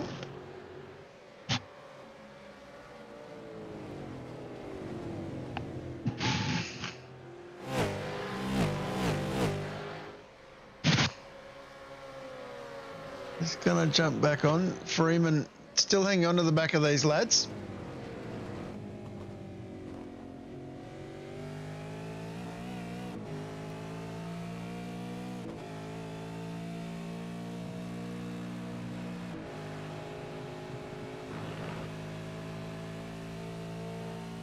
That's right, White. Definitely doing very well. So Richie Stanaway still a couple of 2.5 tenths off the pace of the 4 guys in front of him. So that gap is not closing down at all. And the key factor for him right now is he's right on the threshold. He's sort of 4 seconds-ish back off of Freeman, and he's about 6 seconds longer than them in the pit. So he's got 2 seconds now to play with. Now the other side of that coin is if he's 2 seconds stationary just to make sure that he gets tyres on, well, right now he's even with Freeman when he comes back out of that last pit stop, which is I think exactly what all those front cars have done with their fuel. Just looking forward to this one. I think these boys will be sitting down the back here. It's going to jump on with Stoney. I think Stoney's just got past Visma, I think. Maybe not. So Stone Street moves up into 7th. They didn't get caught up in that battling after the safety car, so obviously finishing this one off with some better tyres. But there might have been an incident as well that didn't show up in our system with Mahoney. Might just try this one. I was just looking at Visma's car, the right-hand side of Visma's car, looking very second-hand. Mahoney was way off the track, not getting any other information of overtakes or anything, so it might be on this one maybe. Stone Street into the pits. More than just Stone Street. The top 3 cars all came in. Freeman was the only car in that top 4 that kept going. Retro White is in. Gamble O'Reilly. So definitely some battles definitely going. O'Reilly jumps a lot of them. Yep. So Jacob rolls out well and ahead of him as well. That's a pretty good gap. Going back to Retro. Hopefully he can hang on to that won't have the toe, and then it'll be on for young and old. Rattray White hits the wall coming through the S's there, and Gamble's able to get past him, loses all his momentum. Yeah, would not be happy about that one.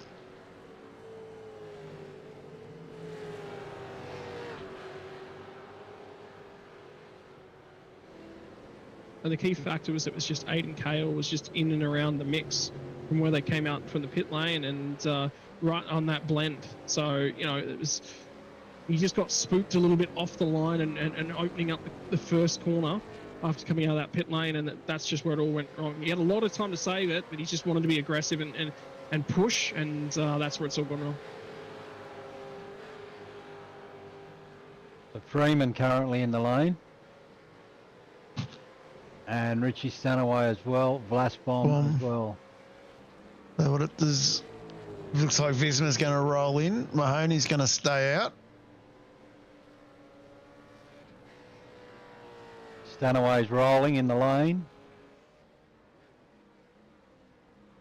Waiting to see where this rolls out. He's got... Freeman's still stationary. Freeman's off the jack, so here comes Freeman. Where is he going to place himself? He's going to come out in fourth. I think Freeman's going to put himself in front of these lads. Yeah, Freeman's jumped a lot of them, so great strategy there from Thomas Freeman.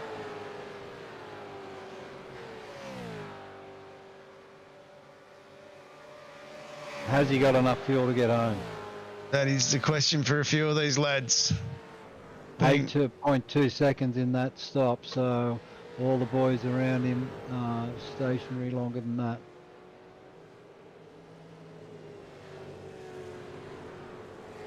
Freeman with a very short stop.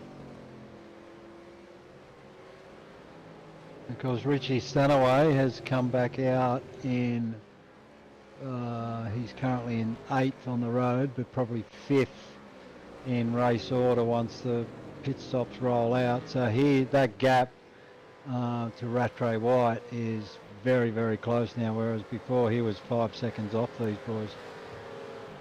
And the other key factor in all this is somebody's still in that mix in terms of things. So you got Mahoney, Mulford, and Lofthouse who have stayed out, and Lofthouse actually just got passed on track by Jacob O'Reilly, so he's now a bit behind him, but he slowed those guys up. So you know, there's more in that. With Richie Stanaway's strategy, I'm just sitting here and thinking about it. I was going to say something right as that pit window sort of opened and we didn't really get the opportunity. But if you're in that spot where you go, well, now I've got to sort of take tyres and I'm not in a great window in terms of fuel and I have to stay static, roll the dice, go long. Why? What happens if you get a safety car 5 or 6 laps past that pit lane window? You come in, you strap tyres on, everyone condenses again, all of a sudden you got 5 extra laps, fresher tyres, you can make some moves. Whereas he was stuck, he was never going to get back to the leaders completely and utterly. Yeah, they were going to skip clear a little bit on him, but there was a huge hole for him to sort of blend into.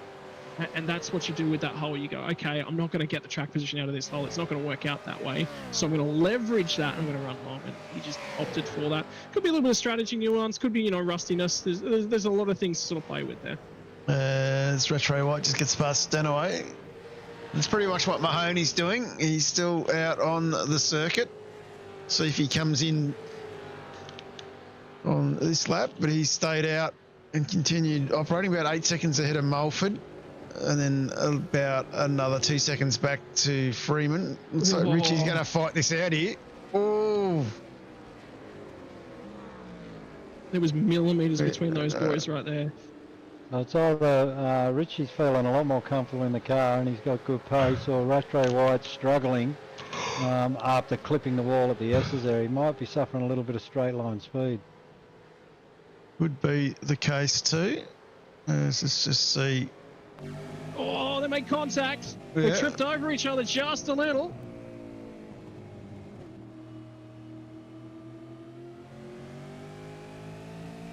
Just trying to say, yeah, he's got a little bit of rear damage, Mark.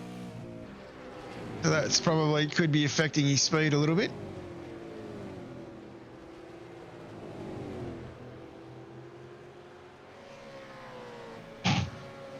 So Mahoney and Mulford now in pit lane. Scott Campbell just set the fastest lap of the race with a 1:45.69.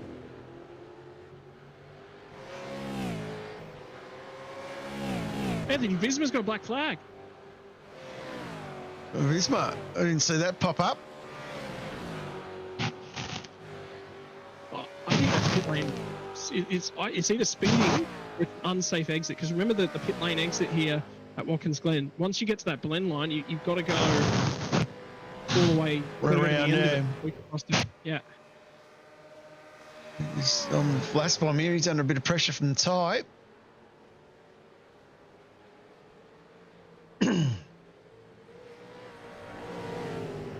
I was sitting. Rattray White was leading our race before in 5th spot. Blasbom was working his way through. Yeah, it was unsafe exit for Visma. He had 2 tyres over the yellow line. Ooh, that hurts. That will hurt a lot for the Viz. Was having a good night before that. Mahoney, he's come back out with these fresh tyres and continued the battle with Coleman. I probably expect Mahoney to get the better of him here with the new tyres. Coleman gets out of his way, knowing he's not in the battle. Richie Stenaway is starting to come under pressure again from Rattray White. That gap fluctuating up and down a little bit.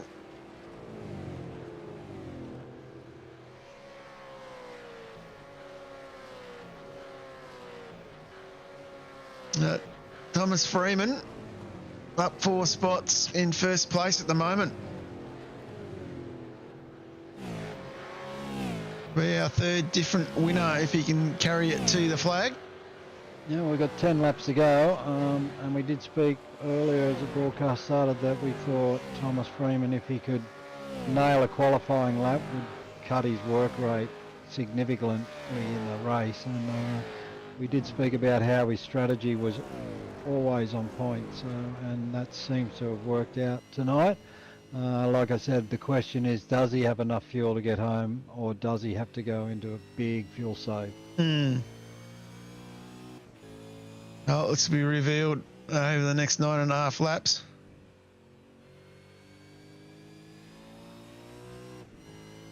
And McNamara in the chat saying he feels like Richie's the only one safe on fuel. As we're on board with Richie at the moment, we might just jump on board with Freeman for a lap. If he's doing the big fuel save, we should be hearing the engine lift. Something just happened to Ricky Hyde, I think. Yeah, I'm sure I just passed Mulford on my figures. So He was just commenting that I think Mulford was out of shape going through the bus stop. Oh my word! It was 45 degrees to the road, bouncing over curbs. That is a replay you want to see. I'm coming to that. Let's go. On board with Timmy. And I was out of the bus stop, so that may not have been the one. Stay on this for a second. No, it was before that. It was before that. So it was actually coming through the bus stop where it was all out of shape. He had a slowdown penalty from cutting the curbs, and that's why Ricky got through. Yeah, it hasn't turned up on my replays. I'll go back a little bit earlier and jump on with Mulford. Yeah. Worthwhile from Ricky's shoes. Whoa, hang on to it, son. He's done very well to hang on to that. Nice work. And jump back in. This looks like the leaders have settled themselves out a fair bit. You know, John, it's a good thing I'm not a real-life race car driver. I'd have to change my race suit after every session.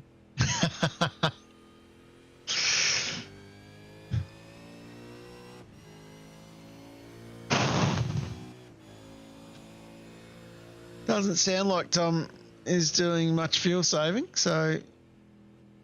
No, yeah, I sat in board with him for a lap. It didn't seem like he was doing too much fuel saving, and going on the pace of the cars around him, they're all pretty close together. 146.234, 146.248, 146.372. So there's not a lot in it between the top three. Richie Stanaway another tenth off the pace of 146.434. Just jumping back on with Mulford and Hyde. Timmy coming back at him here. Obviously didn't overheat the tyres too much, Mulford.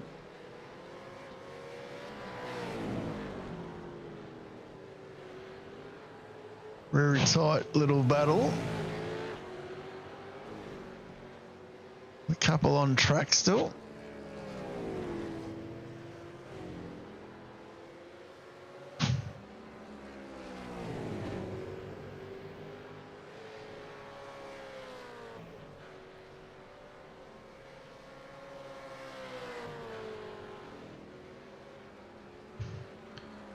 Interestingly, just watching some of these gaps with the front group, O'Reilly is slowly catching Freeman, ever so slightly, and Gamble is catching O'Reilly. So this may not be all over for the shouting yet, with a few laps left. Yeah, 7.5 laps to go, John. O'Reilly, good couple of tenths quicker than 2.5 tenths quicker than Freeman on that lap. So the gap's down to 1.8 seconds. Yeah, definitely shaping up for a good one. Gamble is flying behind him.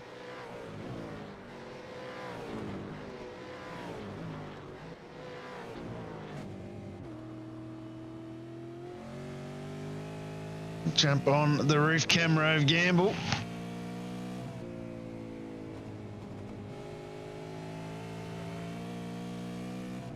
Of course, as we know with these cars, if you can get that gap down to about a second, you'll start picking up that slipstream, drag you along, help you close it up even more.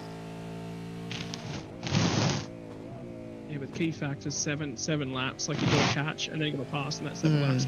What you're waiting for in this situation is a mistake. Oh, absolutely. So you've got to have the pace to get there, and then you've got to be on his bumper and feel in that mirror and hope for a mistake. If that mistake never materialises, it's probably not going to happen. But you got to get close to put that pressure on, 100%. and watching a gap close builds that, particularly in the death of the race. As we were talking about earlier, you've got that driving away or driving to defend. Yeah, certainly ebbing and flowing at the moment. Thomas Freeman about 0.3 of a second quicker than O'Reilly on that lap. So everything O'Reilly gained the previous lap, he lost on that lap. So, Yeah. And Stanaway in the last lap was only 0.03 slower, so definitely some battling going on there.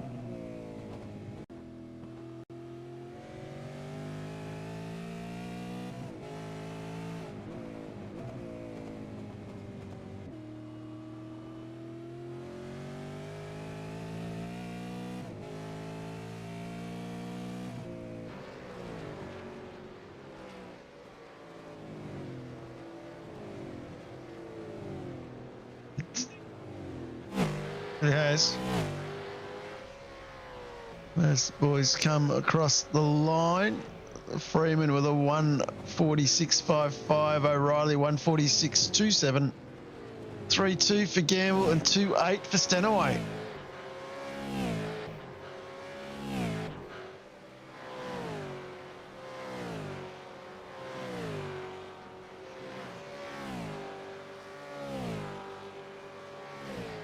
Going to go back, quick look at this Rick Hyde-Mulford battle. These guys have been chopping and changing positions for the last 2 or 3 laps.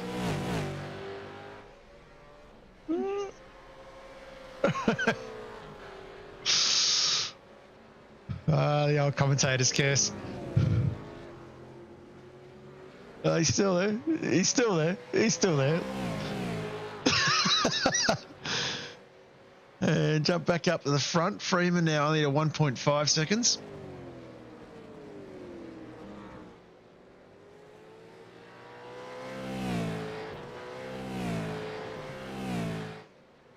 So if he is fuel saving, the time has come.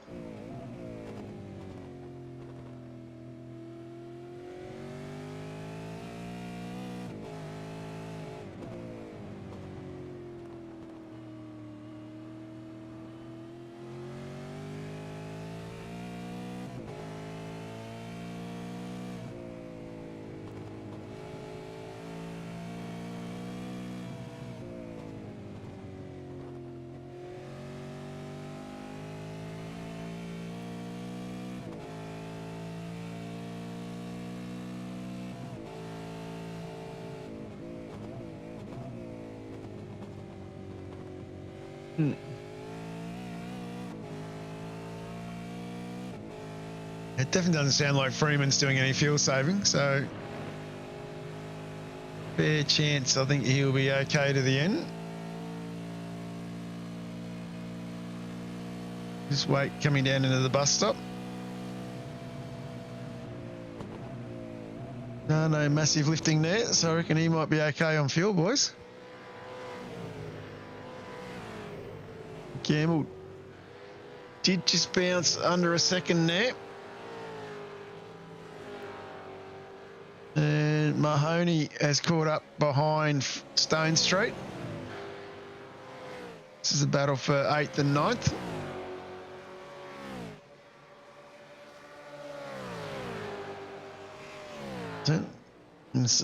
There.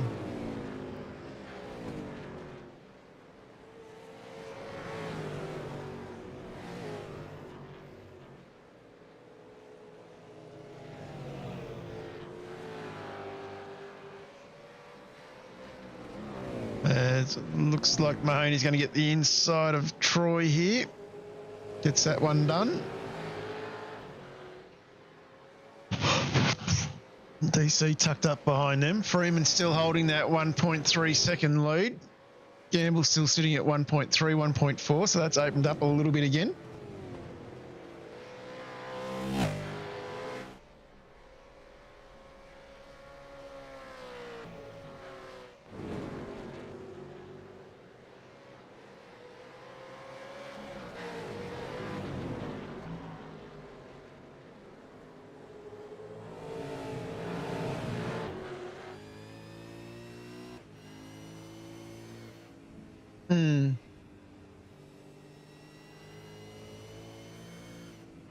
Let's jump on board, have a bit of a listen.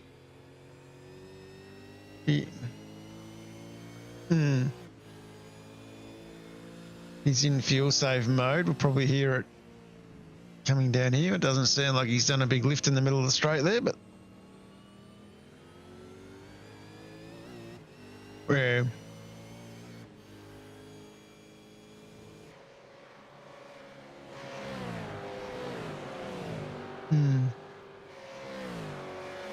so, yep.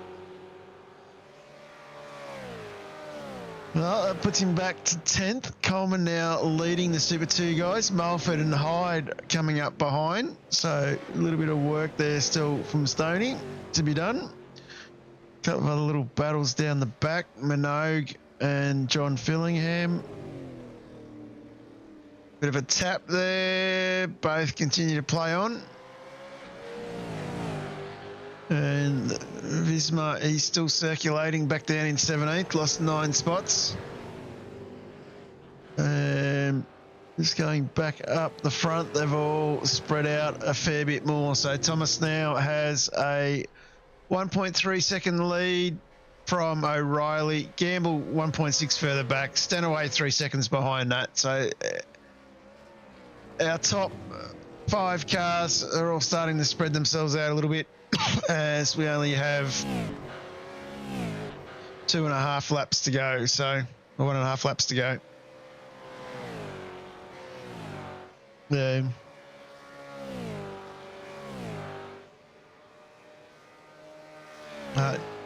Richie, you'd be pretty happy with that. Kept himself busy for a Tuesday night. Of course, the eye will be on the prize for him in a couple of weeks' time, and the supercars head to New Zealand. A home round for him.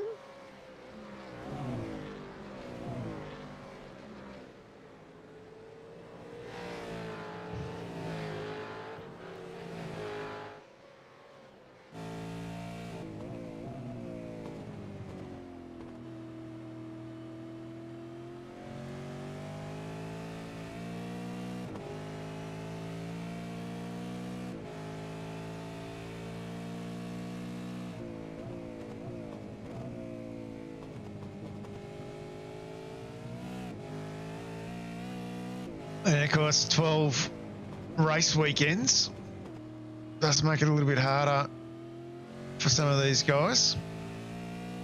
Sort of down a bit on the last couple of years. Sitting on board with O'Reilly here as he hunts down Freeman. Just sitting on that edge of getting a good tow. Just needs to find 3/10 in a lap here, and this will be on for young and old.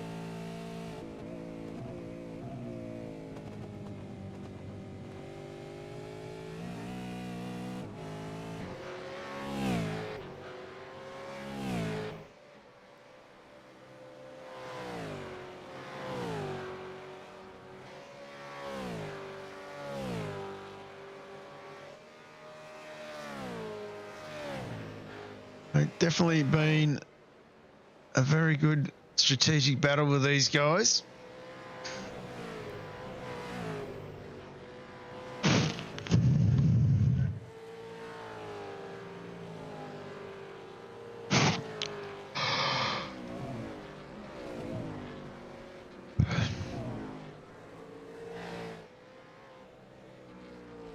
There you can see the damage there on the left rear of the car. You can see the panels are pushed in, so I'd imagine he'd be having some aero issues and handling issues with that car. So he's done very well to hang on to fifth still.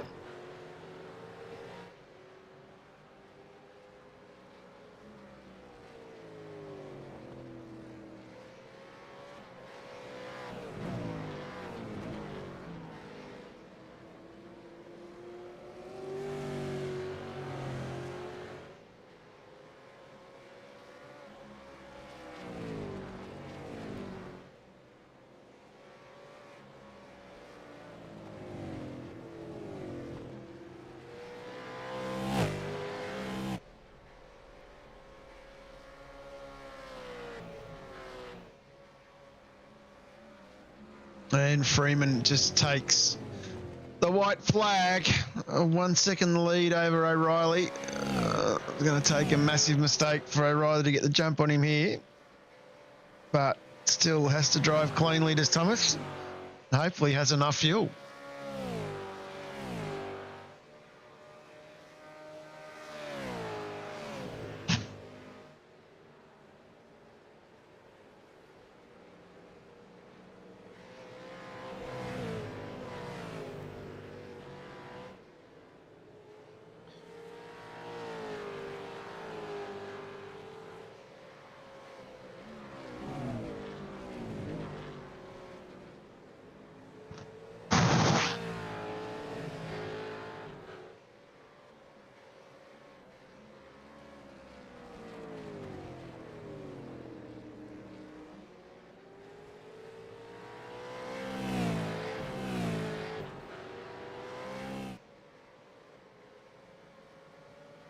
Definitely a long week, particularly when you start putting in scops and the lap times you've got to, well, commitment you got to do to setting your qualifying times.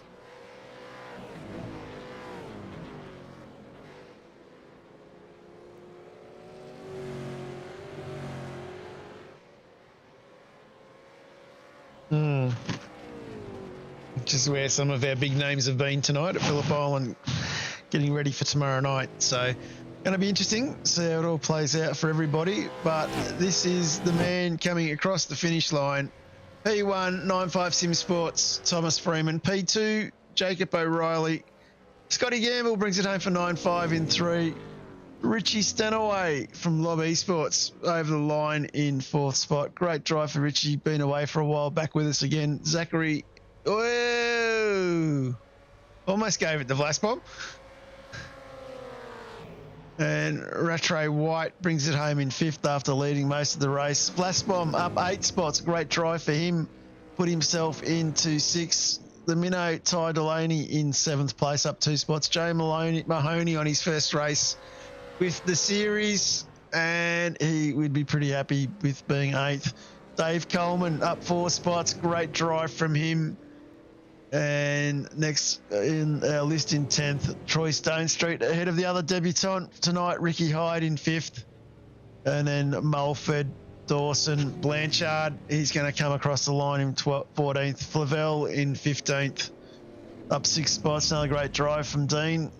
And Tonkin in 16th. Bismarck, Lofthouse, Kale, Minogue, Fillingham, Reg James and Rusty Gander. And Matt Shanahan round out all of the spots.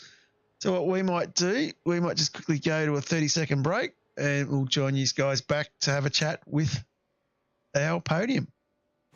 There's no arguing that people love their cars. We weren't arguing. And people who love their cars love to tinker with them. Some people tinker big, some people tinker small. And that's where Supercheap Auto comes in. We've been helping people tinker for 50 years. For people like Bill, Lucy, Kevin, other Kevin. Oi, get off my car! Didn't catch this guy's name. Not Patrick. He doesn't shop with us. Whoever you are, whatever you drive, we'll help you make it super.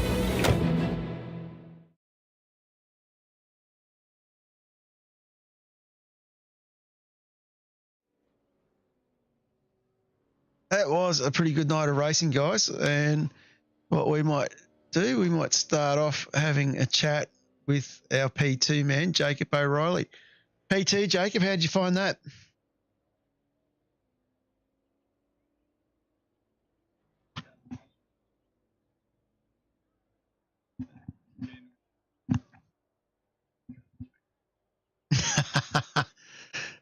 Safety car came out at a good time for you?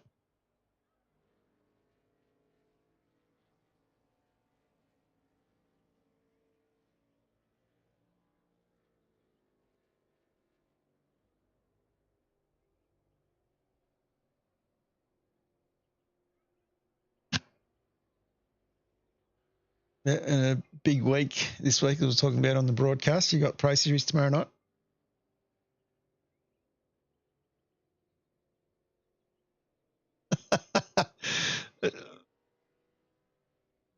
Yeah, well, we're talking about that. Like, as you're aware, you know, that most of the other guys will all be busy trying to cram Phillip Island in tonight. So the opportunity of a breaks you're seeing as a relief, and you're still getting that racecraft practice in. So, yeah, definitely good choice by the sounds of it.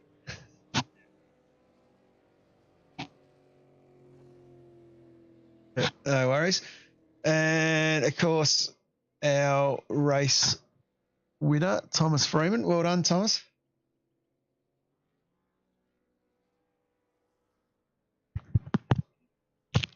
Good to be back. Yeah. How'd you find that one, mate? Did you? We were talking a bit early on. Did your fuel strategies were a little bit different to everybody else? How did you find that all work out as Discord's playing up?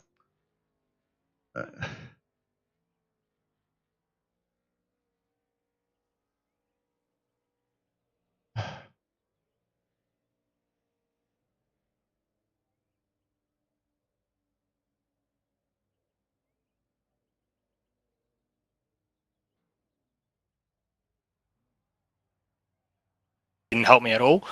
And then, yeah, I was just staying behind Scotty, and I was happy to finish in fourth where we were going to finish, and I was super surprised where I come out. Like, I thought maybe, the three boys had gotten together and I had a lead on them. I did have to save a bit of fuel, but luckily it wasn't too much. It was a good little strategy there, and it paid off for you. And, of course, the man in third, Scott Gamble. Well done, Scotty. How'd you find that? Yeah, how you going, John? Yeah, it wasn't too bad. It was good, good fun. Like Jacob touched on, it's hard work. We've got different tracks to learn and practice on and that, but I just used me Phillip Island set I'm going to use for tomorrow and change the gearing. We got around. But well done to Tom. He drove a really good race, saved a lot of fuel. And I don't know if you've ever seen him in his streams and that, you can see how he goes about saving fuel. It's phenomenal the work he does. But yeah, I'll tell you what, that last 7 or so laps, John, that was quite painful. I've got the bladder of a 74-year-old, and every time I was hitting the brake, I felt like a little bit of wee was going to come out, mate. Racing with these young guys, eh? You're going to be in trouble on Thursday night because Betsy here for 300 Ks. Yeah, I know. Might need a decatheter or something, mate. Anyone you want to give a shout out to, Thomas, for the team? Yep, bear with me. So we got Racecraft, RSW Graphics. We also got Racecraft, Johnny over there. We got T1 or TI, which is turning, and also to 95 Imports. And thanks for the boys for having me on. It's been great so far, and hopefully for we can get the results that these boys deserve. And thanks to you guys as well. Sorry, it's been a while. Thanks to you guys, and hello, mum and dad. They're out. They're away in Shep at the minute, so hello.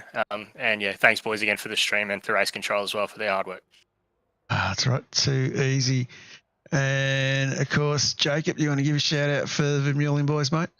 Yeah, for sure. Big shout out to Vermeulen boys and doing okay. Really, really cool. The new era that we've started at the team, really, really exciting. And to Burb for the incredible paint he's put together on this car. It's freaking amazing. Other than that, yeah, thanks to Scotty and Tomo for a great race, and thanks to you boys.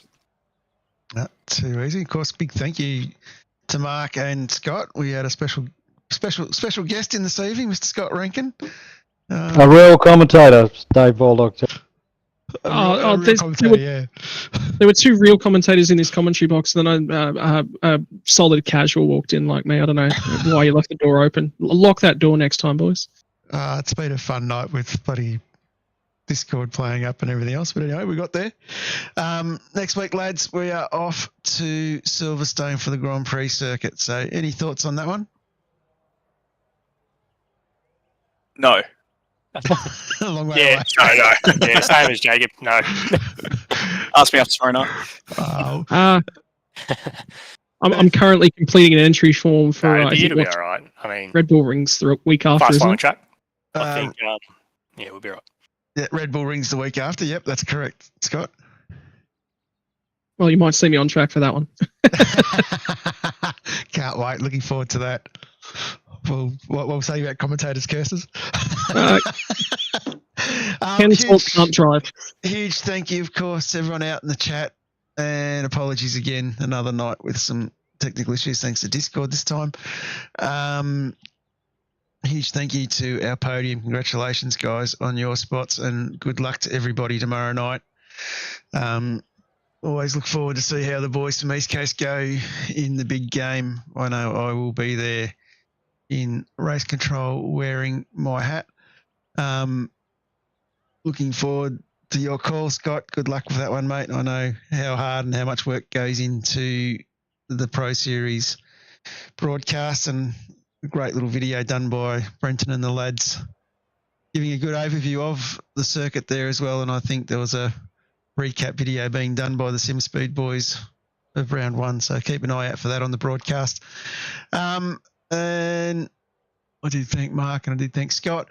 And, of course, a big thank you to race admin, to Ash and Josh, and, of course, to the race control boys, Richie Barella, Matty McMillan, and, of course, the one and only Dave Worrell. And on that note, we might say a huge thank you again to everybody, and we'll see everybody again same time next week for hopefully some great racing. Thanks for watching. Cheers, boys. Yeah, cheers, guys. There's no Thanks again, arguing that Johnny. People Mark, love their thanks, cars. Yeah, good race, Tom. Good to see you up there, Talk man. about their cars, sing about their cars. Some people even look like their car. Whether it's an old car, new old car, fast car, family car, electric car, race car, two-wheel car, no-wheel car, or a car you know's parked around here somewhere. People who love their cars love to tinker with them. Some people tinker big, some people tinker small. Some people tinker some degree between those two variables. Whose voice is that? And that's where Supercheap Auto comes in. We've been helping people tinker for 50 years. For people like Bill, Lucy, Kevin, other Kevin. Oi, get off my car! Didn't catch this guy's name. It's Kevin. Not Patrick. He doesn't shop with us. Whoever you are, whatever you drive, we'll help you make it super. Because super is our middle name. Well, technically it's our first.